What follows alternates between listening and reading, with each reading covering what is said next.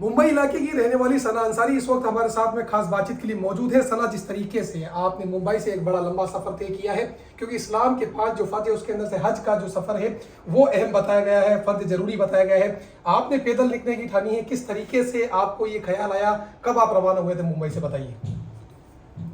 मेरा नाम सना अंसारी है। मुंबई से मैं 3 मंथ्स पहले हम रवाना हुए थे 2025 की हज करने के लिए, और हमें निकल कर अभी 4 महीने होने आए लगभग, और हमने 1300 किलोमीटर जो सफ़र है वो कंप्लीट कर लिया है। सना, जिस तरीके से आपने बताया कि आपने 1300 किलोमीटर का जो सफ़र है वो मुकम्मल कर लिया है, किस तरीके से आपको ये ख्याल आया कि आपको हज के मुकद्दस सफ़र पर पैदल जाना चाहिए? हमारे केरला से जो शिहाब भाई गए थे उनको देखा था जब मैंने, तो उनसे इंस्पायर होकर मैंने भी ये तय कर लिया था कि एक दिन मैं भी पैदल हज पे जाऊंगी, और मेरे अल्लाह ने मेरे दिल में ये नियत डाली, तो फिर मैंने प्रैक्टिस शुरू की, और सारे पेपर वर्क करने के बाद फिर हमने ये सफ़र शुरू किया। किस तरीके से, क्योंकि राजस्थान है, काफ़ी ज़्यादा गर्मी भी है, कितने दिनों में एक दिन में आप कितने किलोमीटर चलती हैं, कब ये सफ़र आप यहाँ पर शुरू करती है राजस्थान के अलावा? इसके अलावा जो कई राज्यों से होकर भी आप गुजरे हैं, कहाँ पर किस तरह का माहौल रहा, किस तरह का आपको सहयोग मिला, क्या उस बारे में क्या कहना चाहेंगे आप? राजस्थान में गर्मी, ऐसे तो हमारा जो चलने का टारगेट है वो 25 का है, लेकिन गर्मी इतनी है उस वजह से हम 15 किलोमीटर तक चलते हैं, क्योंकि गर्मी ज़्यादा है राजस्थान में। और सपोर्ट की मैं बात करूँ तो महाराष्ट्र, गुजरात और राजस्थान सब में अच्छा सपोर्ट मिल रहा है। जैसे लोगों को पता चलता है तो लोग इस्तकबाल करने के लिए आते हैं और सपोर्ट करते हैं, और पुलिस प्रशासन भी है वो भी हमारा सपोर्ट कर रही है। एक बात, जिस तरीके से अभी हमने जानकारी ली, शादी आपकी हो चुकी है, किस तरह से आपके पति वगैरह, घर के जो अन्य लोग हैं वो किस तरह से आपका सहयोग कर रहे हैं? सब सपोर्ट में है, किसी की तरफ से कोई प्रॉब्लम नहीं है। सारे घर वाले भी और मेरे हस्बैंड भी मेरे साथ ही है 24/7। क्योंकि काफ़ी लंबा सफ़र है हज के मुकद्दस सफ़र, हम देखते हैं फ़्लाइट्स वगैरह के अंदर भी काफ़ी ज़्यादा हज यात्री जो है हज के मुकद्दस सफ़र पर जाते हैं। किस तरीके से आपने प्रिपरेशन की है, किस तरीके से पहले तैयारी की? क्योंकि अभी जानकारी मिली आप पिछले 1-1.5 साल से लगातार इस तरह की तैयारी वगैरह कर रहे थे। पिछले 1 साल से हम प्रैक्टिस कर रहे थे, डेली हम हमारे यहाँ पे चलने की प्रैक्टिस करते थे, तो सारी प्रैक्टिस की, फिर पेपर वर्क की नॉलेज ली, कैसे कैसे कहाँ कहाँ बहुत सारे पेपर फॉर्मेलिटीज़ की हमने, उसके बाद ही हम घर से निकले हैं।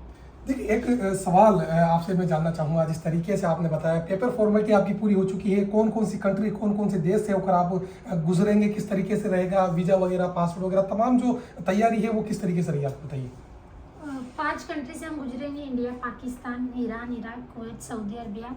और जो पाकिस्तान का वीज़ा है वो हमारा दिल्ली एम्बेसी में अपॉइंटमेंट है, तो अभी नेक्स्ट मंथ में हमारा अपॉइंटमेंट है, तो वो वहाँ जाके ही हमारा जो बाकी का काम है वो होगा, और बाकी जो सारे वीज़े वो हमने ऑनलाइन लिए हुए। एक सवाल आपसे, इसको अदर में मत लीजिएगा, क्योंकि जिस तरीके से देखें तो मुस्लिम समाज के अंदर जो तालीम की जो कमी है वो कहीं ना कहीं महिलाओं में काफ़ी ज़्यादा है।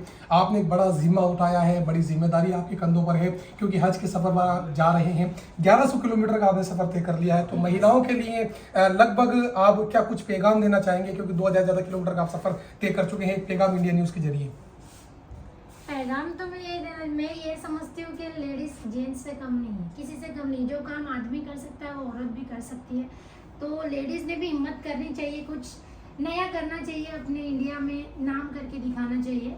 तो उनको मैं यही कहना चाहूँगी कि मैं निकली तो आप लोग मेरे लिए दुआ करें ज़्यादा से ज़्यादा, ताकि मेरा जो सफ़र है वो आसान हो जाए, ये मैं कहना चाहूँगी। आपके शोहर से भी हमने बात की थी, आपके शोहर ने बताया कि 2025 में हम दोनों लोग हज साथ में करेंगे, और हमें ये भी जानकारी मिली कि वो आपके साथ में कदम से कदम मिलाकर यहाँ चलते हुए नजर आ रहे हैं। 36 कौम का आपको सहयोग मिल रहा है। उन 36 कौम के लोगों के लिए आप क्या कुछ मैसेज देना चाहेंगे? अपने शोहर के लिए क्या कुछ मैसेज, क्या कुछ पैगाम देना चाहेंगे?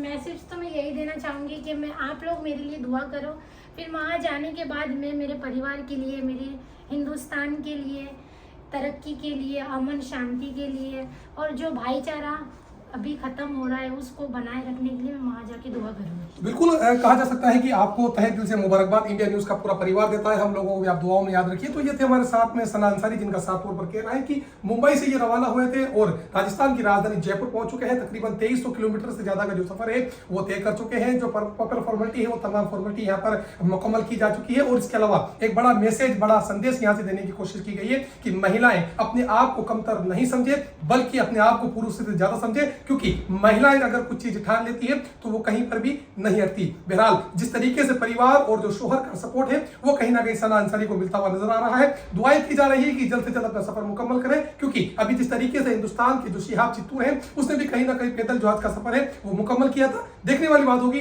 कब तक सना अंसारी इस सफर को मुकम्मल कर लेती है। और एक बड़ी बात यहाँ से कही गई है कि जो मक्का है वहां पर जाने के बाद कहीं ना कहीं हिंदुस्तान में जो शांति अमन भाईचारे की दुआ है वो की जाएगी।